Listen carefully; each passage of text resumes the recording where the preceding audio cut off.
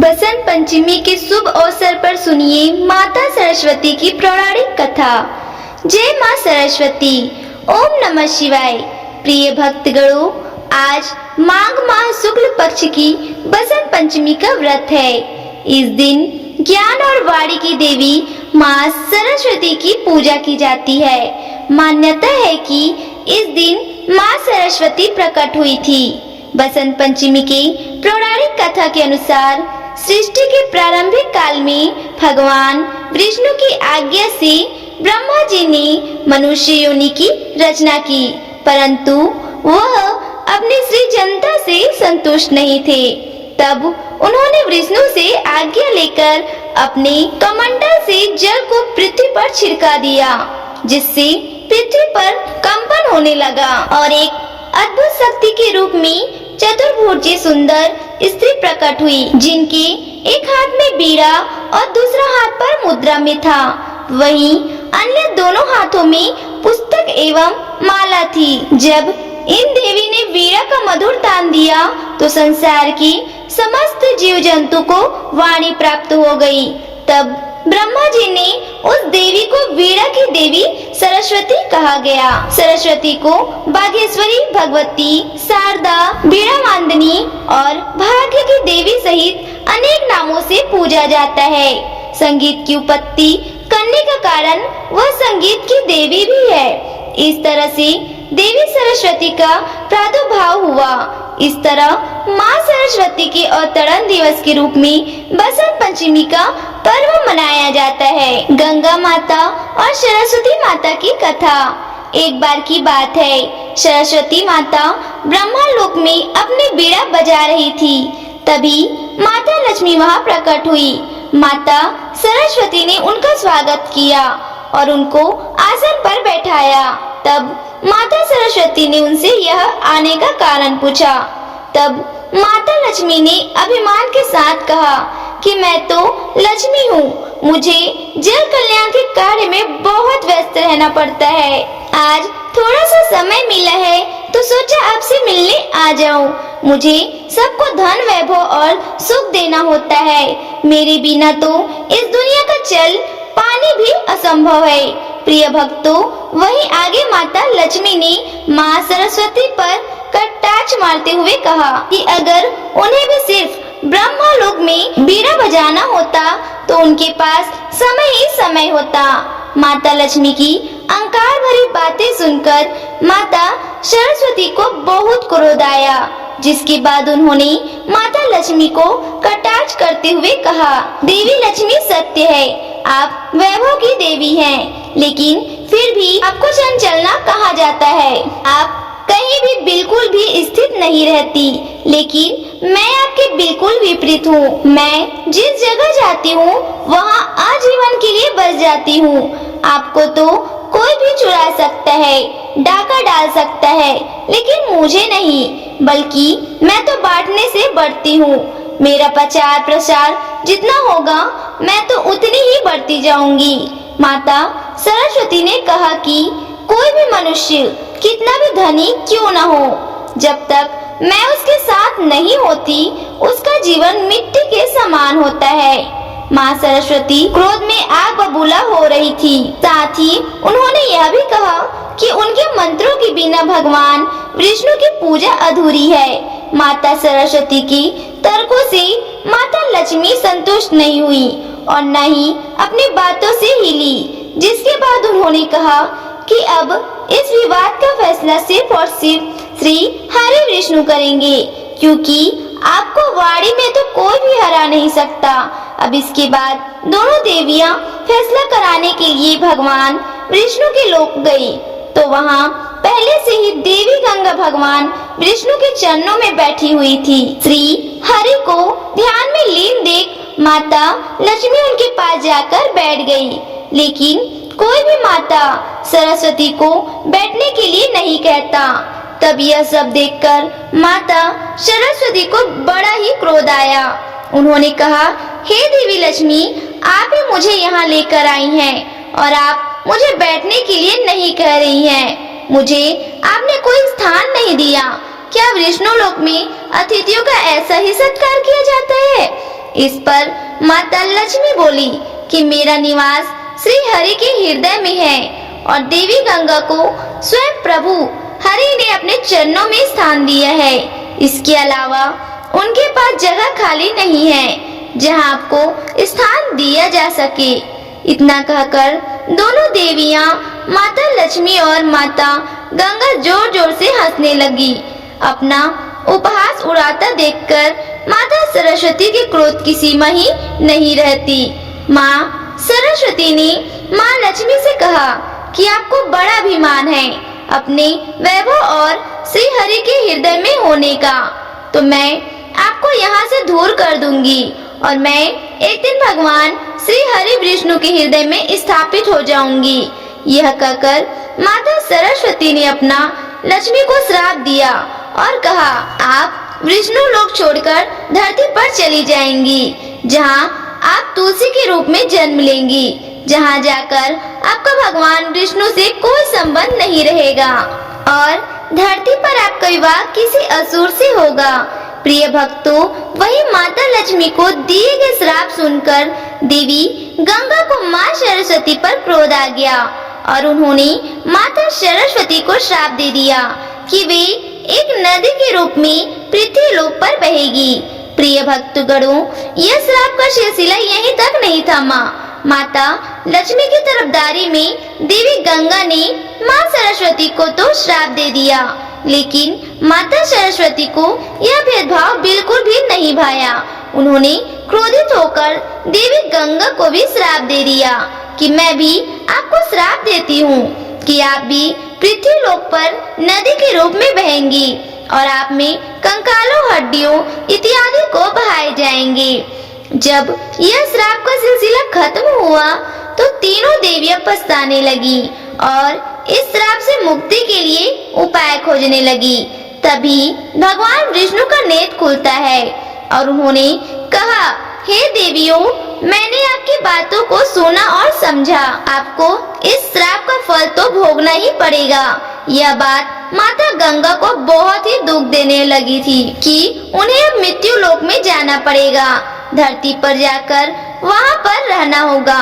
सभी मनुष्यों के पापों को धोना पड़ेगा। धरती पर आने की बात सुनकर माँ गंगा घबरा गई कि पापी लोग तो उनके जल से स्नान करेंगे और अपने पापों को वहाँ छोड़कर चले जाएंगे। वह सब मुझे अपने भीतर समाना पड़ेगा। कहते हैं कि हर घटना के पीछे कोई न कोई कारण अवश्य छुपा होता है। इस कारण माँ गंगा धरती पर आई और तब से पापियों का उद्धार करती चली आ रही है। कहते हैं कि इस प्रकार माँ सरस्वती द्वारा गंगा को श्राप दिया गया। श्राप भी सिद्धांत हो गया और सरस्वती माता भी नदी में बनकर पृथ्वी पर बहने लगी। जय सरस्वती माँ, जय गंगा माँ। हे माँ गंगा, हे सरस्वती माँ, आपने सभी भक्तों का कल्याण किया। कथा के अनुसार मद्रास नामक स्थान पर बहुत समय पहले वहाँ एक ब्राह्मण रहता था। उस समय सरस्वती और लक्ष्मी की आपस में नहीं बनती थी, इसलिए वह सरस्वती का पुजारी ब्राह्मण निर्धन था। वह प्राचीन परंपरा के अनुसार शिष्यों को पढ़ाता था। गुरुकुल की परंपरा के अनुसार शिष्य उनके लिए गांव जाकर भिक्षा मांगते थे। भिक्षा में जो भी मिलता था उसी से उसका गुजारा हो जाता था। ब्राह्मण की पत्नी को बच्चा होने वाला था। ऐसे में ब्राह्मण की पत्नी को चिंता होने लगी कि उसकी संतान का लालन पालन इतनी गरीबी में कैसे होगा। इसी बात को लेकर वह अक्सर ब्राह्मण को उसकी गरीबी के लिए ताने मारने लगी। वे कहती, न जाने मुझे किन कर्मों की सजा मिली है जो मेरा विवाह मेरे पिता ने एक कंगाल से कर दिया। ब्राह्मण को यह बात अच्छी नहीं लगी। ताने सुनकर वह परेशान हो चुका था। फिर एक दिन उसने एक फैसला लिया और अपने सबसे प्रिय और सूझबूझ वाले सबसे तेजस्वी शिष्य को बुलाकर सारी जिम्मेदारी उसे दे दी। इसके बाद 4-5 महीने में लौटने का आवासन देखकर धन कमाने राजधानी चला गया। ब्राह्मण के जाने के बाद वह शिष्य ने अपनी सारी जिम्मेदारियां ईमानदारी के साथ निभाया। आसपास के गांव वालों को जब पता चला तो वो सब लोगों ने मिलकर ब्राह्मण के यहाँ अनाज और जरूरत का बाकी सामान भिजवा दिया। आश्रम में बाकी शिष्यों को वह शिक्षा देने लगा। इस तरह सब कुछ सही रास्ते पर चलने लगा। एक रात को ब्राह्मणी ने पुत्र को जन्म दिया। दरवाजे के पास खड़े शिष्य को जब पता चला तो उसने सोचा कि आगे क्या क्या करना है। इस बारे में गांव के बुजुर्ग से सलाह लेनी चाहिए। हे पार्वती, वह जाने ही वाला था कि इतनी देर में वहाँ दुबला पतला ब्राह्मण लाठी के सहारे चलते हुए आया। उसकी वेशभूषा देखकर शिष्यों को लगा कि शायद वह कोई भिखारी है। शिष्य बोला, ओ बाबा, कौन हो तुम? आधी रात को यहाँ कैसे आना हुआ? तो उस बुजुर्ग ने कहा, भी मत पूछो कौन हूँ मैं, मुझे कुछ काम है, मुझे अंदर जाने दो। उस दुबले पतले ब्राह्मण ने जवाब दिया। तो उस शिष्य ने कहा, ऐसे कैसे जाने दूं? कम से कम अपना परिचय तो दीजिए। और भला आप इस स्थिति में एक असहाय स्त्री के पास कैसे जा सकते हैं? शिष्य दरवाजे पर रास्ता रोके हुए खड़ा था। ब्राह्मण ने हंसते हुए जवाब दिया, तो सुनो, मैं विधाता हूँ, सबका भाग्य लिखने वाला।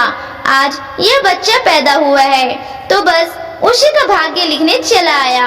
भाग्य लिखने वाले को कौन रोक सकता है भला? इतना कहते हुए वह ब्राह्मण हंसते हुए शिष्य को हटाकर अंदर चला गया। जब वह बाहर आया तो उस शिष्य ने उत्सुकता वहाँ पूछा, महाराज, आपने क्या लिखा? उस नन्हे बच्चे के बारे में, मेरे गुरु भाई के बारे में। हे पार्वती, आज तक विधवा ने किसी को बताया है क्या कि उन्होंने किसके भाग्य में क्या लिखा है? परंतु शिष्य भी उन्हें ऐसे नहीं जाने देने वाला था। पीछा न छोड़ते देखकर ब्राह्मण विवश होकर बोला, यही जानना चाहते हो ना कि क्या लिखा है? तो मैंने यह लिखा है कि यह लड़का हमेशा निर्धन ही रहेगा। इसके पास घर में एक गाय और एक बोरा अनाज के अलावा कुछ भी नहीं रहेगा। कितना भी परिश्रम कर ले, यह धन नहीं कमा पाएगा। इतना कहते ही वह ब्राह्मण वहाँ से चला गया। इसलिए कुछ किया नहीं जा सकता था। कुछ महीने बाद गुरुकुल का ब्राह्मण लौट आया। आकर जब उसने देखा कि सब कुछ व्यवस्थित ढंग से चल रहा है तो उसे बड़ी ही प्रशंसा हुई। अपने साथ वह काफी धन कमा कर लाया था।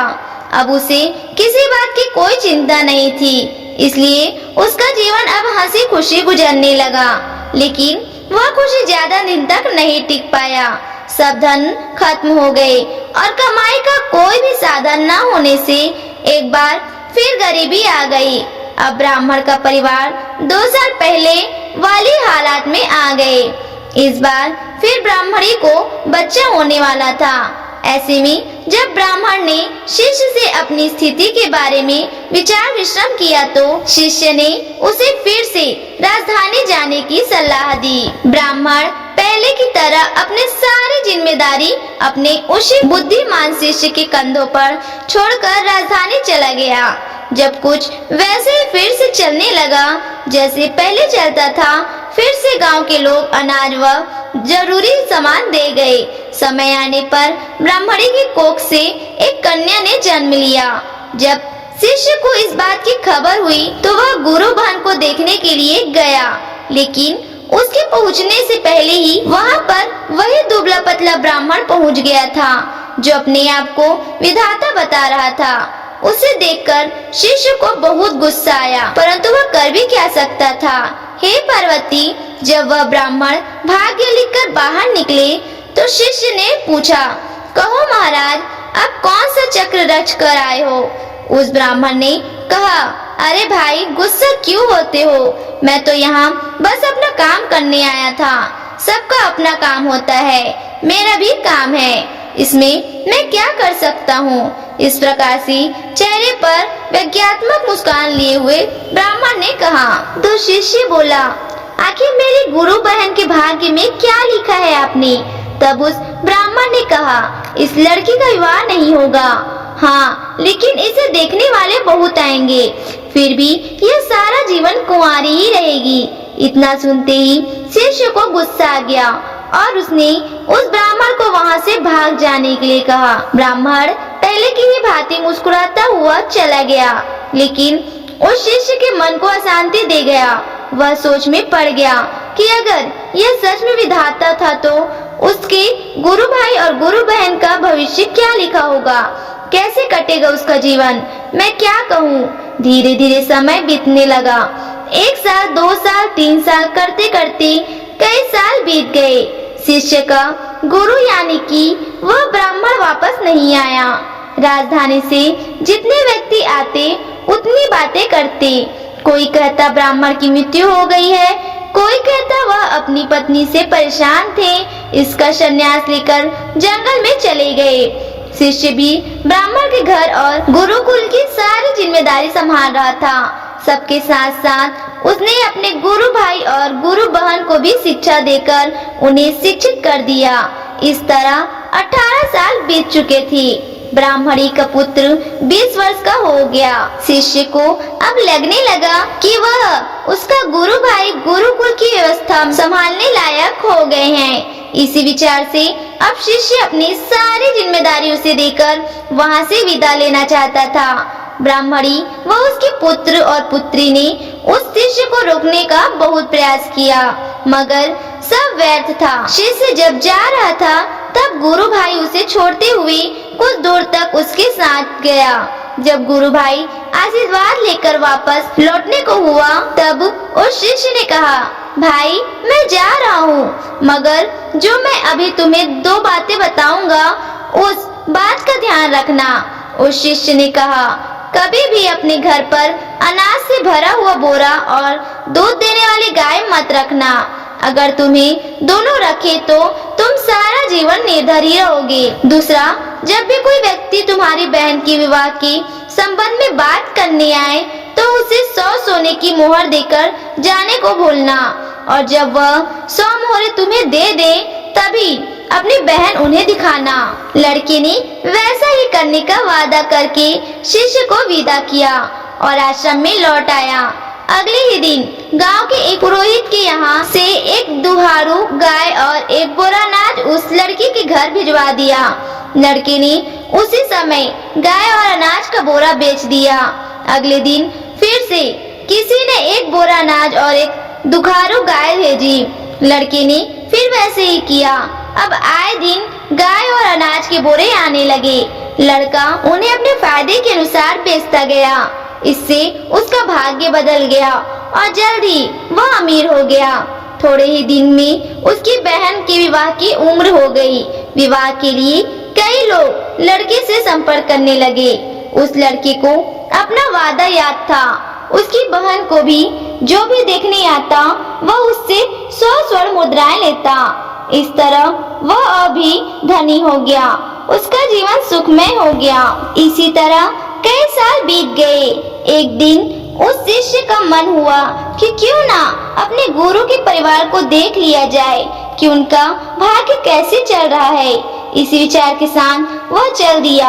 अभी वह गांव के बाहर ही पहुंचा था कि उसे वहीं दुबला पतला ब्राह्मण एक गाय, एक बोरा अनाज और एक पोटली में मुद्राएं ले जाते हुए दिखाई दिया। शिष्य ने आवाज लगाते हुए कहा, अरे महाराज, कहाँ जा रहे हो? ब्राह्मण ने उसकी ओर देखा और गुस्से में ऊंची आवाज में बड़बड़ाना शुरू कर दिया। उस ब्राह्मण ने कहा, आ गए जले पर नमक छिड़कने। देख लो, यह सब तुम्हारा ही किया धरा है।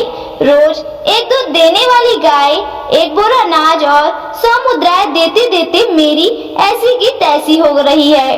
दिमाग काम नहीं करता है कि तुम्हारे इस चक्रव्यूह से कैसे निकलूं। तो उस शिष्य ने कहा, मेरा चक्रव्यूह महाराज, आप भूल रहे हैं कि भाग्य तो आप लिखते हैं, फिर भला मैं कैसे आपके किसी भी चक्रव्यूह में फंस सकता हूँ। शिष्य ने चुटकी लेते हुए उनसे कहा। तो उस ब्राह्मण ने कहा, बेटा, मैं तेरी बुद्धि से हार चुका हूँ, मेरी सहायता कर और मुझे इस झंझट से निकाल। तब उस शिष्य ने कहा, महाराज, झंझट से निकलना है तो यह उन दोनों की भाग्य रेखाएं मिटा दीजिए।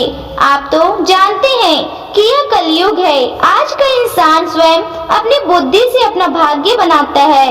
उदाहरण आप देख ही रहे हैं। तो उस ब्राह्मण ने कहा, ऐसे कैसे मिटा दूं मैं भाग्य की रेखाएं? शिष्य ने कहा, तो फिर उठाइए झंझट, मैं कुछ नहीं जान सकता। ब्राह्मण ने कहा, अरे नहीं बेटा, मेरा कुछ ख्याल करो, कब तक इसी काम में फंसा रहूंगा मैं भी मजबूर हूँ महाराज। अपने गुरु को वचन दिया है कि उनके परिवार का ख्याल रखूंगा। अब ऐसे में उनका साथ कैसे छोड़ दूं? वैसे भी इस दुनिया में कुछ पाने के लिए कुछ खोना ही पड़ता है, और फिर मुझे तो अपनी बहन का विवाह भी करना है। अगर आप मेरी बात मान लें तो आपको अपनी समस्याएं का हल मिल जाएगा। कुछ देर सोच विचार करने के बाद उस ब्राह्मण ने गाय, अनाज का बोरा और मुद्राओं की पोटली उस शिष्य को दे दिया और बोले, जाओ मिटा दो उनकी भाग्य की रेखाएं। तुम्हें उनका जैसा भी भाग्य बनाना है बना लो, मैं कोई रुकावट नहीं डालूंगा।